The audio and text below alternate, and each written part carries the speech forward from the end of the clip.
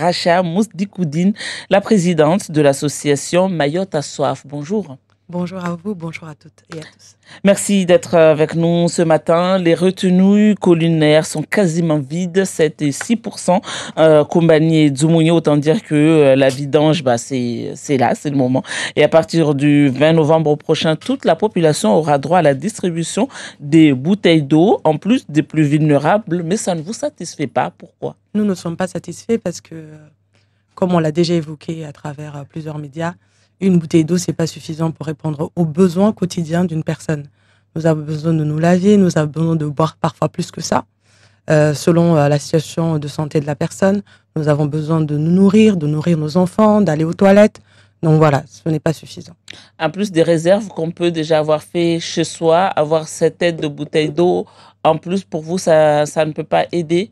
Vous auriez voulu quoi aujourd'hui? Nous, déjà, ce que nous réclamons dès le départ, c'est un vrai diagnostic du territoire face à la crise, où en est chaque foyer. Parce que la problématique aujourd'hui que nous connaissons, on a une crise de communication aussi de l'État pour la population. La population ne sait pas où est-ce qu'elle en est par rapport à cette crise. Comme ça, elle peut elle-même juger si les solutions sont adaptées ou non. Parce que sans diagnostic, on ne saura pas quelles sont les personnes qui sont les plus en difficulté. Est-ce qu'aujourd'hui ce sont les nourrissons, plutôt les personnes âgées, plutôt les personnes en situation de handicap, voire très grave, qui dépendent d'un proche aidant, etc. Donc nous, on est vraiment dans le flou par rapport à ça et nous réclamons vraiment de la part de l'État une prise de responsabilité par rapport à cette communication-là et donner les informations à la population. Donc c'est ça notre situation. Par les CCAS aujourd'hui qui ont une liste déjà des personnes vulnérables de la commune, en plus des femmes enceintes et des femmes avec des enfants en bas âge? Aujourd'hui, les Nations Unies défendent les droits de l'enfant. Donc là, on fête d'ailleurs l'adoption de cette convention depuis 1939, si je ne me trompe pas. Et les droits de l'enfant, c'est de 0 jusqu'à 18 ans. D'accord? Donc aujourd'hui, quand on nous dit que les personnes fragiles, c'est une liste déterminée, déjà, nous, ça nous choque au niveau de l'association. Et aussi par rapport à cette distribution, qui a effectivement reçu de l'eau. On n'a pas de cartographie sur la distribution réelle qui a été effectuée sur le territoire, nombre de bouteilles, nombre de personnes, dans les quartiers, quel quartier, voilà. Est-ce qu'il y a eu... Comment on remonte nos difficultés pour ceux qui travaillent, par exemple, et qui ne peuvent pas aller chercher leur bouteille d'eau, ceux qui ne sont pas véhiculés, parce que je rappelle à chaque fois qu'on est sur un territoire où on est à 77% de taux de pauvreté. Ça veut dire il y a aussi un frein à la mobilité, et tout cela, la société civile n'a pas d'informations sur le sujet, ni la population.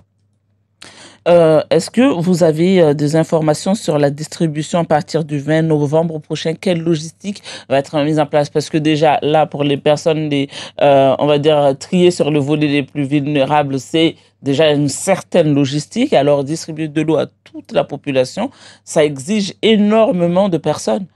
C'est pour ça que nous, à chaque fois qu'on est invité à échanger avec l'État. On l'a fait 2 fois avec monsieur le conseiller du ministre des Outre-mer, monsieur Reverchon, et avec monsieur le préfet chargé mission eau, monsieur Gilles Cantal. À chaque fois, on a demandé où en est le plan Orsec. Parce que c'est avec le plan Orsec qu'on va pouvoir déterminer une vraie stratégie de déploiement de ces bouteilles d'eau sur le territoire. Donc, au niveau de la logistique, on a l'impression que c'est vraiment décidé au jour le jour. Or, ce n'est pas cela dont on a besoin, parce que si aujourd'hui déjà, on ne sait pas où en est la distribution pour les personnes qui en bénéficient actuellement, où en sera la distribution au 20 novembre. Voilà. Donc, est-ce qu'aujourd'hui, moi, le 20 novembre, nous qui sommes ici, vous et moi, est-ce que, comment on va bénéficier? Est-ce que vous avez l'information? Vous ne l'avez pas. Est-ce que j'ai l'information? Je ne l'ai pas. Et là, on est quand? On est le 16 ou le 17? Je ne sais plus. Donc, on est le 13, pardon. Donc, le 13, on ne sait même pas quelle va être la procédure à suivre, à qui on va s'adresser. Et ça, ce sont les informations essentielles. À qui on va s'adresser pour récupérer nos bouteilles d'eau, quel document faudra avoir avec soi, quelle organisation mettre en place, est-ce que les bouteilles vont arriver chez nous, est-ce qu'elles vont être disponibles dans nos quartiers, devant le pas de notre porte. Et si on n'a pas l'information aujourd'hui, ça veut dire que l'État n'a peut-être pas pensé à ça. Ce qui se fait déjà aujourd'hui, parce que alors vous dites que ça ne fonctionne pas. Mais en tout cas, il y a des communes où ça fonctionne plutôt bien, où les bénéficiaires des bouteilles d'eau savent exactement à quel moment et à quel jour et quel endroit il faut aller pour avoir leur bouteille d'eau. Aujourd'hui, l'association Mayotassof ne peut pas l'affirmer parce que nous n'avons aucun chiffre. Parce que pour estimer qu'un dispositif fonctionne, il faut des données. On n'a pas de données là-dessus. Les communes, certes, elles font un effort, elles s'organisent, elles font du mieux qu'elles peuvent. Mais rappelons-le, la distribution, c'est une charge supplémentaire pour la commune qui va peser sur leur budget, sur leurs ressources humaines. On a entendu parler, voilà, de recrutement. Mais enfin, nous, on reste très dubitatif sur... Pour vous, ça ne devrait pas être aux communes de distribuer l'eau? La question, ce n'est pas à qui doit distribuer l'eau. Mais ce dispositif-là, c'est un dispositif lourd sur la logistique humaine et matérielle, sur les finances des collectivités ou des institutions qui vont gérer ça, même si c'est une association. Ce que nous voulons, c'est quelle organisation est mise en place. Et nous voulons des données. Parce que vous voulez être le partenaire privilégié de l'État, si je peux me permettre, pour avoir ces informations-là? Non, pour toute la population. C'est pour ça qu'on a créé un groupe Facebook, une page Facebook et une chaîne YouTube. Mayotassof a une chaîne YouTube sur laquelle elle va informer régulièrement la population. Nous avons fait un mail justement à monsieur le préfet de l'eau ainsi que l'ensemble de son équipe. Et on a mis en copie le préfet ainsi que le conseiller du ministre des Outre-mer pour un certain nombre de questions que nous lui avons posées, et nous avons invoqué à l'article 19 de la Convention des droits de l'homme qui affirme le droit à l'information pour toute la population, pas pour Mayotassof, mais vraiment pour toute la population, ce que nous réclamons dès le départ. Pour que cette crise ne devienne pas une crise écologique également, on nous avait annoncé un système de récupération des bouteilles en plastique. Au final, il n'en est rien. Vous comptez faire quoi? Alors déjà, au-delà de ce que nous comptons faire, c'est les questions que nous nous posons, parce qu'aujourd'hui, on voit déjà que le système de ramassage des déchets n'est pas optimal. Malheureusement, sur le territoire, déjà pour les déchets domestiques, aujourd'hui se rajoute... Excusez-moi de vous interrompre, on me dit qu'il faudrait que vous vous rapprochiez du micro parce qu'on ne vous entend pas très bien. D'accord. Donc le système de ramassage des déchets n'est pas optimal, déjà, sur le territoire. Se rajoutent des déchets. En plus de la distribution des bouteilles, nous qui ne bénéficions pas de l'aide de la distribution actuelle, de ce que nous accumulons, parfois jusqu'à 100 bouteilles dans un foyer, d'accord? Donc nous nous posons la question de comment l'État gère effectivement ça, parce que quand on marche dans la rue, nous, on voit des bouteilles traîner par terre. Ça veut dire que finalement, ce qui a été prévu, c'est bien de faire des annonces, des coups de com', parce que c'est ce qu'on appelle ça, ce sont des coups de com', mais on aimerait bien voir les résultats sur le terrain, c'est-à-dire 0 bouteille d'eau qui jonche nos rues, 0 bouteille d'eau qui risque de finir dans la mer. Donc aujourd'hui, il n'y a clairement pas de système particulier, en tout cas pour la récupération de ces bouteilles en plastique. Même s'il existe, il ne semble pas être efficient. Parce que, comme je l'ai dit, un système qui fonctionne, c'est un système qui est visible dans ses résultats. C'est-à-dire, je marche dans la rue, je ne devrais pas croiser de bouteilles. Je marche dans la rue, je devrais croiser des consignes dans lesquelles, sans devoir prendre le taxi, payer le taxi, aller à l'académia pour le faire. Non, il faudrait que dans mon quartier déjà, et je ne l'ai pas vu, qu'il y ait des consignes dans lesquelles disponibles, c'est-à-dire aussi vides, où il y a de la place, que nous puissions tous mettre dans nos bouteilles d'eau. Normalement, les factures d'eau, en tout cas pendant cette période de crise, sont prises en charge par l'État jusqu'en décembre prochain. Mais vous, le système, comment c'est fait, ça ne vous satisfait pas? Oui, parce que déjà, nous, Mayotassof, nous invitons toujours la population à se poser les bonnes questions. Il faut savoir que lorsque l'État dit que c'est gratuit, c'est pas gratuit déjà. Parce que c'est le contribuable qui paye. Nous qui travaillons, les personnes qui travaillent sur les différents taxes, nous payons directement ou indirectement cette aide. Nous avons le collectif 2018 qui nous a annoncé dans le groupe WhatsApp Mayotassof qu'il s'agirait en fait d'une prise en charge à hauteur de 32 millions d'euros versés à la SMAU. Alors, nous alertons sur plusieurs points. Le premier point, c'est pourquoi 32 millions? Sur quelle base effectuer le calcul? D'accord? Parce que ça veut dire que l'État a anticipé déjà notre consommation à l'avance, sachant qu'il y a des coupures d'eau, c'est-à-dire à des gens et des foyers qui ne bénéficient pas d'eau du tout. Donc, pour moi, en fait, ça ne reflète pas déjà la réalité de la consommation. Donc, on a envoyé un certain nombre de questions, comme je l'ai dit tout à l'heure, à l'ensemble de l'équipe de l'État qui est sur place, d'accord? Y compris le conseiller du ministre délégué aux Outre-mer, sur cela. Et pour les personnes qui reçoivent des factures mirobolantes comme 3 000 € jusqu'à 50 000 € voire plus, est-ce que l'État va prendre en charge ces ces factures. Nous avons remarqué que sur les factures, alors il y a deux situations. La situation où la personne ne va pas du tout avoir la mention prise en charge par l'État, comme cela nous avait été promis depuis le 27 octobre. Donc cette mention peut ne pas figurer sur la facture.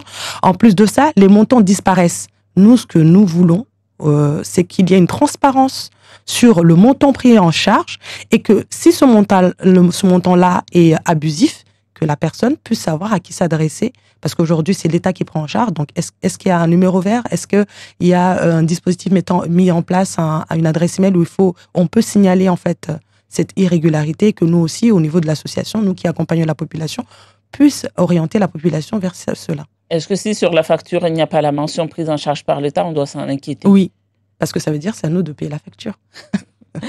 Ok. Et qu'en est-il des actions en justice que vous vouliez faire?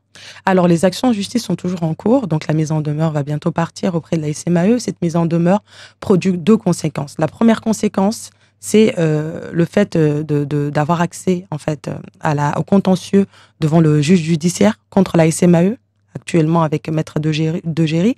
La deuxième conséquence, c'est de saisir le médiateur de l'eau, de lui montrer, bah voilà, on a fait une action, on n'a pas eu de réponse. Donc, on saisit le médiateur de l'eau sur plusieurs points. Non-respect de la loi, parce qu'il faut que l'eau soit potable, qu'elle arrive chez nous, ce qui n'est pas le cas, et qu'elle se fasse de façon continue. Des factures abusives, les personnes qui ont reçu des factures abusives, etc. Voilà, depuis un certain temps, du moment que le délai de prescription qui est de 5 ans est toujours en cours. Voilà, nous, on a plusieurs actions par rapport à ça. Par rapport au tribunal administratif, il y aura une action contre le syndicat des eaux, ça c'est sûr, mais pour l'instant, on va intenter ce qu'on appelle un référent en justice contre l'État pour qu'il puisse prendre des mesures d'urgence s'il est condamné par le tribunal administratif pour faire face à la crise, parce que nous ne sommes pas satisfaits des réponses actuellement données à la population par rapport à cette crise. Pourquoi donner 32 millions d'euros à la SMAE alors que depuis le départ, depuis qu'on est collectif Mayotte à soif, nous avons exigé les chèques eau et les chèques eau ne sont pas distribués à la population. Est-ce que vous avez reçu beaucoup de personnes qui ont envie justement d'entamer ces actions en justice ou Bien sûr. Combien à peu près? Pour la mise en demeure, il y a plus de 240 personnes. Donc cette mise en demeure-là, je vous ai dit, va engendrer la saisine du médiateur de l'eau. Et pour ceux qui ont bien voulu par rapport aux contentieux judiciaires, pour le référé liberté, hier j'ai vérifié, nous sommes une 50aine de personnes à nous joindre à ce référé liberté, qui est vraiment une action qui va être symbolique et déterminante sur le territoire. La saison des pluies débute tout doucement, on va dire. Les retenues collinaires, je l'avais dit tout à l'heure, sont presque vides. Mais on nous apprend qu'elles ne seront pas curées, qu'on n'ira pas draguer cette boue qu'il y a au fond de la retenue collinaire. Vous en pensez quoi? Nous en pensons que c'est très grave, parce que là, on joue avec la santé de la population. Depuis que nos actions ont commencé, depuis le début septembre, nous réclamons que les retenues soient nettoyées, soient protégées. Parce qu'aujourd'hui, les retenues sont accessibles à tous. Est-ce que c'est normal? C'est de l'eau qu'on va boire, c'est de l'eau qui va être adressée aux nourrissons, c'est de l'eau qui va être utilisée dans nos hôpitaux. Et on n'a toujours pas d'analyse sur les matières fécales. Donc, s'il y a des analyses, je pense qu'il y a l'ARS qui doit suivre l'émission et pourra le directeur à notre adresse mail pourra nous faire suivre ces analyses-là. Parce que si aujourd'hui, les gens ne peuvent pas aller aux toilettes, soyons dans notre réalité. Notre réalité, c'est ça. Nous ne pouvons pas parfois aller aux toilettes. Il y a des personnes qui n'ont pas accès aux sanitaires parce qu'il n'y a pas de sanitaire public fonctionnel. Où est-ce qu'ils vont aller? On le voit qu'on prend la barge. Où est-ce que vont les gens? Donc aujourd'hui, on veut... Ça, c'était bien avant la crise de l'eau. Bien avant la crise de l'eau, mais c'est un phénomène qui s'aggrave, bien sûr. Donc, on veut des analyses vraiment concrètes, mais pas des analyses, on a l'impression que c'est des résultats copier-coller depuis plusieurs années. On est au même taux de conformité, ce n'est pas normal. Il y a eu une très grande médiatisation du manque d'eau à Mayotte au niveau hexagonal. Et puis maintenant, plus rien, ça s'estompe. Est-ce que vous craignez qu'on entre dans une espèce de normalisation de la situation, sachant que rien ne nous dit que l'année prochaine sera mieux? En fait, nous, Mayotte à soif, nous sommes déjà en fait dans un objectif de sensibiliser la population parce que médiatiser, c'est bien. Agir, c'est mieux. Donc, sensibiliser, c'est faire prendre conscience à la population parce qu'on est dans une situation grave. Et la première, on a des éléments, en fait, qui vont nous permettre d'identifier clairement si la population a pris conscience qu'on est dans une crise grave. C'est-à-dire quand elle va faire appel à ses droits en saisissant Le défenseur de droit, on l'a rappelé et c'est dommage, on n'a eu que 20 saisines sur l'ensemble de la population. Et ça, si on avait 1000 saisines, ça aurait peut-être pas le même impact à Paris que 20 saisines. Parce que, ensemble, nous sommes plus forts. Si on regarde au niveau des dossiers pour la mise en demeure collective, nous en avons 240, nous ne sommes pas satisfaits. Et bien sûr, cette responsabilité-là, nous la portons entièrement au niveau de l'association, c'est-à-dire qu'on va déployer de plus en plus des actions de sensibilisation, d'information, voire d'accompagnement de la population. Est-ce qu'il ne s'agit pas de cette fameuse résilience dont on parle de la population mahoraise? Non, je pense que vraiment, il y a vraiment la problématique de la sensibilisation et de l'éducation de nos enfants sur le sujet. Aujourd'hui, le sujet, est-ce qu'il est suffisamment évoqué à l'école? Moi, je me souviens quand il y avait l'histoire des tris, vous savez, trier vos déchets, etc. Ce sont les enfants qui ont ramené ça à la maison. La plupart des parents qui ont adopté cette façon de faire. Donc, je pense que, et l'association Maïta Soif, c'est ça en fait, c'est vraiment que les enfants soient sensibilisés parce que les enfants sont un vecteur du changement. Sensibiliser comment? Dire aux enfants qu'il faut qu'ils disent à leurs parents de porter plainte? Non, c'est pas ça, c'est pas porter plainte. Déjà par rapport aux conséquences écologiques, aux conséquences environnementales que nous vivons actuellement. D'accord? Parce qu'on sépare les deux. Il y a l'accès aux droits, ce sont les adultes et les majeurs qui vont faire cette démarche. D'accord? Mais même un enfant aujourd'hui au niveau de l'ONU peut porter plainte. Ça, ce n'est pas le sujet. Le sujet, là, par rapport à la crise de l'eau, c'est par rapport à la sensibilisation sur la transformation écologique, environnementale, sociétale, économique que Mayotte subit actuellement. Et cette sensibilisation-là, bien sûr, elle peut se faire auprès des enfants. Parce qu'aujourd'hui, par exemple, est-ce que les enfants parlent, même si on a des coupures, etc., de l'économie de l'eau? Il y a aussi la question de l'hygiène, il y a la question de la santé, il y a la question des déchets. Voilà, par rapport aux bouteilles d'eau, etc. Donc, c'est très important de passer par l'école pour ça, déjà. Et nous allons y travailler avec d'autres associations. Nous avons l'intention de le faire. Merci.